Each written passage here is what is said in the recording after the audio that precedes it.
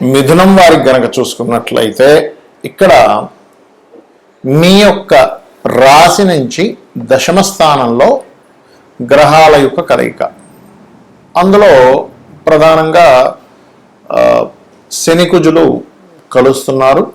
ఈ యొక్క కుజుడు మే 2వ తేదీ నుంచి, అంటే అంతకంటే ఒక వారం రోజుల ముందు నుంచి దీని ప్రభావం ఉంటుంది యుద్ధం మీద. అయితే మే 2వ తేదీ నుంచి ఏప్రిల్ 2వ తేదీ నుంచి మే 2వ తేదీ వరకు, ఏప్రిల్ 2 నుంచి మే 12వ తేదీ వరకు, అంటే దాదాపుగా ఒక 40-45 రోజుల పాటు ఉంటాడు అక్కడ. సో ఏప్రిల్ 2 నుంచి మే 12వ తేదీ వరకు ఉండేటువంటి గ్రహాల కలయిక. దాంతోపాటు ముందుగా ఒక ఏప్రిల్ 14వ తేదీ వరకు ఈ 2 గ్రహాలతో పాటు రవి యొక్క ప్రభావము, ఒక 2-3 రోజులు ఈ 3 గ్రహాలతో బుధుడు యొక్క ప్రభావం కూడా ఉంటుంది అక్కడ. దీనివల్ల షేర్ మార్కెట్లో క్రాష్ అవ్వడం కానివ్వండి, ఇట్లాంటివన్నీ కూడా ఇస్తాడు అక్కడ. ఇవ్వడం కాదు, కంప్లీట్గా ఇస్తాడు. అయితే ఇది కూడా ఒక రకంగా చెప్పాలంటే బుధుడికి శనికి ఉండేటువంటి పరివర్తన కూడా ఒక కొంతకాలం పాటు ఇస్తాడు అక్కడ.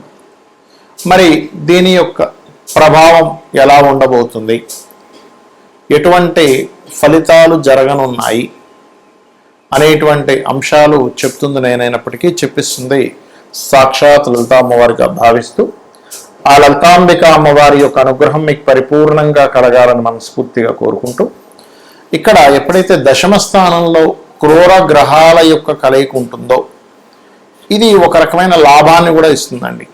ఏమిటది? ఉద్యోగంలో చేస్తున్నటువంటి ఉద్యోగంలో ఒక మంచి స్టేజ్కి వెళ్ళడం ఇస్తుంది.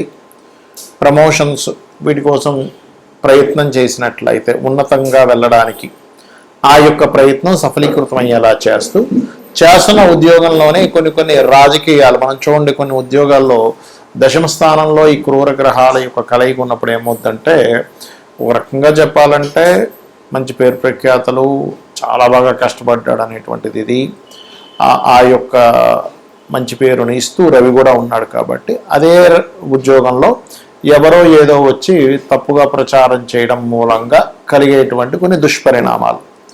కాబట్టి ఒక్కసారి మీరు కొన్నిసార్లు ఏమవుతుంటుందంటే, నేను కొంతమంది జాతకాలు చూసినప్పుడు జరిగిన అనుభవాన్ని చెప్తున్నా. ఒక్కొక్కసారి ఆ ఉద్యోగి ఆ యొక్క ఉద్యోగం నుంచి మానేయాలని అసలు అనుకోడు, అలాగే ఆ యాజమాన్యం కూడా తీసేయాలని అనుకోదు. కానీ మధ్యలో ఒక వ్యక్తి ఏం చేస్తాడంటే, యజమాని దగ్గరికి వెళ్ళి ఏమండి అతను ఇంకా ఉద్యోగం చూస్తున్నాడు, నేను ఇందాక మాట్లాడుతుంటే విన్నానని యజమానికి, అదేవిధంగా ఈ ఉద్యోగం చేసే వ్యక్తి దగ్గరికి వచ్చి, నేను ఇందాక మీటింగ్లో సీక్రెట్గా వాళ్ళిద్దరూ మాట్లాడుకుంటూ చూశాను, మిమ్మల్ని ఫైర్ అంటే తీసేద్దామని చూస్తున్నారు, కాబట్టి మీరు కొంచెం ఇంకోటి చూసుకోవడం మంచిది, మీ మంచి కోసం చెప్తున్నానని ఇక్కడ, మీ మంచి కోసం చెప్తున్నాను అక్కడ, అలా చెప్పేసరికి ఇద్దరికీ కూడా తెలియకుండానే ఈయన తీసేసేయాలని వాళ్ళకి, ఇక్కడ మానేయాలని వీళ్ళకి అనిపిస్తుంటుంది. అంటే బుధుడు మీకు ఈ 11వ తేదీ ఏప్రిల్ 11 నుంచి ఇందులో కూడా వెళ్తాడు, మీనరాశిలోకి వెళ్తాడు. మీనరాశిలోకి వెళ్ళేటువంటి బుధుడు నీచపడ్డ బుధుడు కదా, మిస్కమ్యూనికేషన్స్ వల్ల ఉద్యోగాలు దెబ్బతింటాయి. కాబట్టి మీకు ఏదైనా అటువంటిది అనిపిస్తే ఒక్కసారి యాజమాన్యంతో ఒక్కసారి మాట్లాడుకోండి. ఇది చాలా చాలా చాలా ప్రధానమైన అంశం.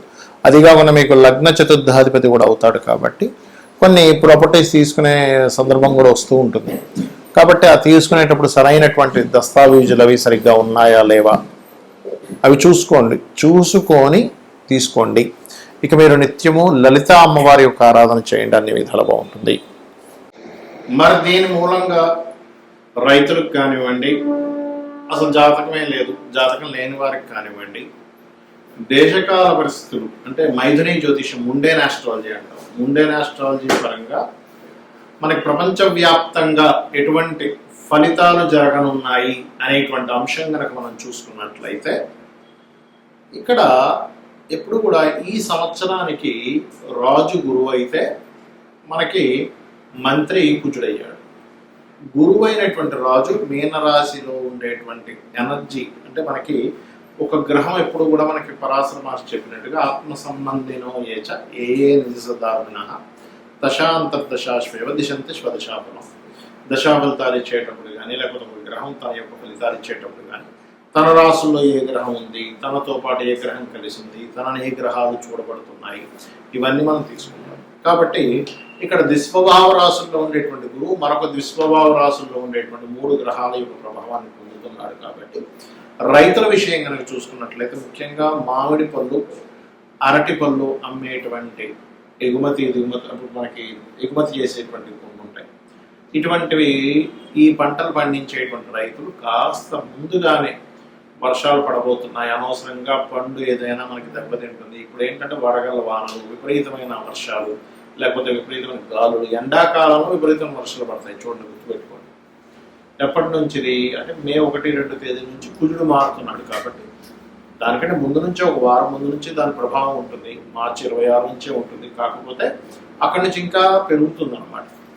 పెరగడం అనేటువంటి జరుగుతుంది. మరి ఈ పసుపు అంటే పచ్చగా ఉండేటువంటివి ఏవైతే ఉంటాయో అందులో అరటి పళ్ళు ఉంటాయి, మామిడి పళ్ళు ఉంటాయి, ఇంకేవైతే పండ్లు ఉంటాయో వాటి మీద దాని ప్రభావం ఉంటుంది చెప్పాలంటే. మరి ఈ యుద్ధ సంబంధించినటువంటి విషయంలో అంటే ఖచ్చితంగా మీరు చూడొచ్చు, ఒక వారం ముందు నుంచి అంటే మే 2 నుంచి కుజుడు మారుతున్నాడు అంటే దాదాపుగా మార్చి 26వ తేదీ నుంచే ఈ యుద్ధ సంబంధించినటువంటి విషయంలో తీవ్రత బాగా పెరుగుతుంది. ఇవన్నీ అసలు మనం ఎందుకు చెప్పుకుంటున్నాం, ఎక్కడో జరిగే యుద్ధం గురించి మనకెందుకు అంటే, ఎక్కడో యుద్ధం జరుగుతూ ఉందంటే ప్రతి దేశంలో ప్రతి ఒక్కరికి ఏదో రూపంలో వాళ్ళకి దాని యొక్క ప్రభావం పడుతూ ఉంటుంది. అంటే ఏమిటి, ఇప్పుడు మనకి వంట చమురు ఏదైతే గ్యాస్ ఉందో దాని మీద ప్రభావం, పెట్రోల్ డీజిల్స్ మీద ప్రభావం, లేకపోతే ఆయా దేశాల్లో కొంతమంది మన భారతీయులు ఉంటారు. ఆ భారతీయులు అక్కడ ఉంటే ఒకవేళ కొంచెం సరిహద్దు ప్రాంతాల్లో ఉంటే కొంచెం లోపలిగా వెళ్ళి ఉండడం. ఇక్కడ ఏంటంటే యుద్ధం ఎప్పుడూ కూడా పెరగకూడదు, మనందరం అదే కోరుకోవాలి. కానీ గ్రహస్థితులు ఏం చెప్తున్నాయి మనకి, పోయిన సంవత్సరం లాగే ఈ సంవత్సరం కూడా గురువు 3 రాసులు మారుతున్నాడు. పోయిన సంవత్సరం చూడండి, మనకి పరాభవనామ సంవత్సరానికి ముందు మనకి ఏదైతే సంవత్సరం ఉందో విశ్వవసునామ సంవత్సరంలో కూడా మనకి గురువు వృషభ రాశిలో ఉండేటువంటి గురువు మిథునం నుంచి కర్కాటకంలోకి వెళ్ళాడు. అందుకే చూడండి, ఈ పరాభవం రాకముందే యుద్ధాలు ప్రారంభమయ్యాయి. దానికి సంబంధించినటువంటి చాలా చాలా చాలా ఇబ్బందులు చూసాం మనం.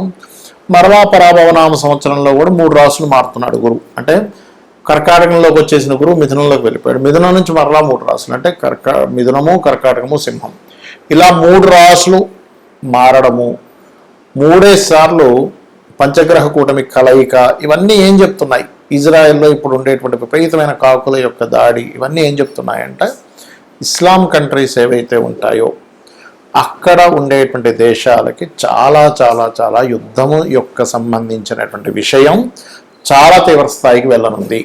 కాబట్టి ఇక్కడ ఏంటి, సామాన్య ప్రజలు, అది అక్కడ ముస్లిమ్స్ అయినా ఎవరైనా కానీ ఇప్పుడు యుద్ధంలో పాల్గొనేటువంటి వాడికి మాత్రమే ఇబ్బంది ఉండేది ఒకప్పుడు. ఇప్పుడు అలాగా సామాన్య ప్రజల మీద పడుతుంది. కాబట్టి సామాన్య ప్రజలు అక్కడ ఉండేటువంటి వారు వీలైనంత మటుకు కాస్త అక్కడ ఏదైనా బంకర్లు అవి ఉంటే వాటిల్లో కాస్త ఉండడము, ఇటువంటివన్నీ చేయాలి. ఎందుకంటే ఇక్కడ ఈ 3 గ్రహాల యొక్క కలయిక అనేకమైనటువంటి దేశాలను ఇన్వాల్వ్ అయ్యేలా చేస్తుంది.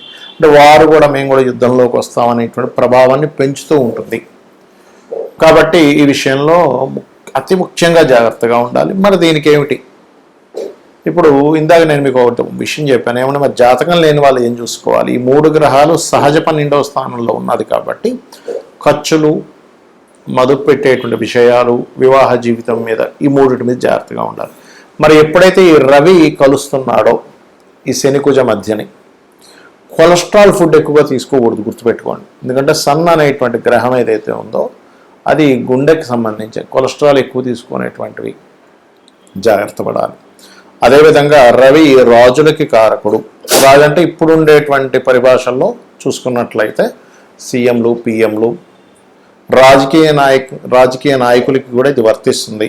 ప్రెసిడెంట్లు, రకరకాల దేశాల్లో ఇప్పుడు చైనా లాంటి దేశం ఉంది, లేకపోతే కొన్ని దేశాల్లో ఏంటంటే ఇంకా వాళ్ళ మళ్ళీ అందులో అక్కడ ఓట్లు వేయడం, జనాలు ఒకరిని గెలిపించడం ఇట్లాంటివి ఉండవు. కాబట్టి దేశ నాయకులకి చాలా పెద్ద ముప్పు. ఎందుకంటే నాయకుడికి రాజుకి కారకుడైనటువంటి రవి ఎప్పుడైతే శని కుజ గ్రహాలతో మీనరాశిలో కలిసిన్నాడో ఇది దేశ నాయకులకి ముప్పునిస్తుంది. ఇంకోటి ఏంటి, ఈ గురువు అతిచారంలో సింహరాశి వైపు వెళ్ళిపోతాడు.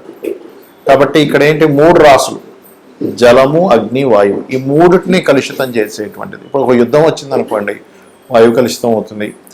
నావీ సంబంధంలో యుద్ధాలు వచ్చాయి, జలం కలుషితం అవుతాయి, జల సంబంధించినటువంటి ప్రళయాలు వస్తాయి, టోర్నడోలు, అదేవిధంగా అగ్ని సంబంధించినవి. అందుకని ఏంటంటే మీ యొక్క ఇష్టదైవం ఎవరైనా సరే, మీ ఇష్టదైవం ఎవరైతే ఉంటారో వారిని మనస్ఫూర్తిగా ఆ యొక్క పరమాత్మ మిమ్మల్ని ఎటువంటి ఇబ్బంది కలగనివ్వకుండా ఆయన పూర్తిగా కాపాడుతాడనేటువంటి విశ్వాసంతో మీరు మీ నిత్య దేవత ఆరాధన చేయండి. ఇందాక నేను చెప్పినటువంటి పరిహారాలు చేయండి. ఇక్కడ ప్రపంచం ఏ దేశాలు వాళ్ళ యొక్క ఈగోలతో వాళ్ళు అనుకునేటువంటి దీంతో గొడవలు పడుతున్నప్పటికీ సామాన్య ప్రజలకి ఏమీ కలగకూడదు అనేటువంటి సదుద్దేశంతో ఈ యొక్క విషయం చెప్తున్నాను నేను మీకు. శ్రీమాత్రే నమః.